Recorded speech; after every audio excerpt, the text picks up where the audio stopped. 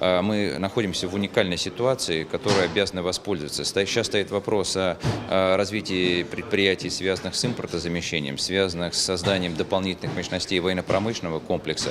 И очень отрадно, что именно здесь, в северокавказских регионах, была заложена в советское время основа для такой постановки вопроса.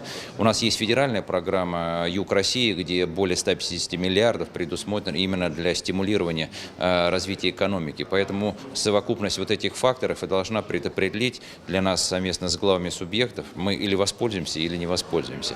Я думаю, что вместе с другими министерствами в рамках рабочей группы, которая будет создана, мы вместе с крупными госкорпорациями и крупными предприятиями должны определить эти точки роста. При этом был еще предложен механизм для того, чтобы сюда создать дополнительную мотивацию для развития предприятий, это использование особых налоговых режимов. Инвестиционный контракт в рамках нового закона, территория опережающего развития, где могут освобождаться новые предприятия от налога на прибыль, снижаться социальные выплаты. Поэтому будем работать, и мы все понимаем, и это самое главное обозначил руководство страны Дмитрий Анатольевич, что это самый главный вызов для того, чтобы стабилизировать социальную, экономический вопрос, ну и, конечно, через это вопросы безопасности.